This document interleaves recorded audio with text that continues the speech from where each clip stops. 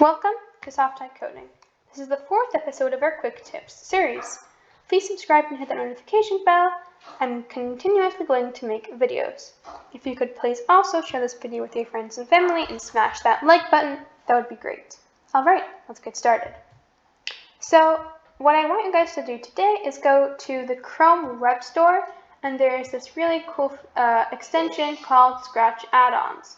And with this extension, there's a bunch of cool features, and today I'm just going to be looking at one of them. So all you have to do is search up Scratch Add-ons in the Chrome Web Store, and even if you have Microsoft Edge, you can also just add them.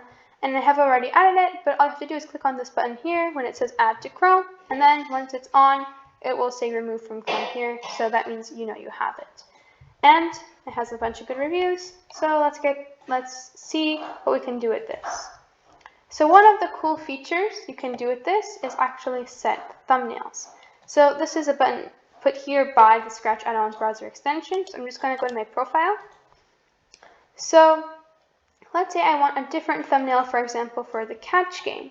So if I click on the catch game, if I want a thumbnail that doesn't have any of the, like this, that looks like this, all I need to do is click on Set Thumbnail.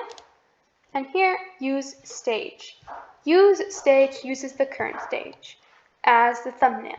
Now, here we can also select a file and upload from our computer. Or here there's the option to stop thumbnail autosaving. Now, autosaving is whenever it saves your project, the current stage becomes the thumbnail. So, what you need to do is uncheck this because you don't want it to continue changing your thumbnail, and click on Use Stage. So now this is the thumbnail that was uploaded for my project. Now if I want to change it, for example, set the difficulty to 3, and we have a bunch of music notes, and I want this to be in the center and a bunch of music notes around it, I just use stage, and now this is the thumbnail. So for any of your projects that you want to change the thumbnail or upload your own thumbnail and put it up onto the project, you can do so. And soon, when everyone goes into your profile, they'll only see like the thumbnails that you've chosen, and if there's one that you don't like, you can quite easily change it. So, thank you for watching. We have lots of other videos and many more are coming.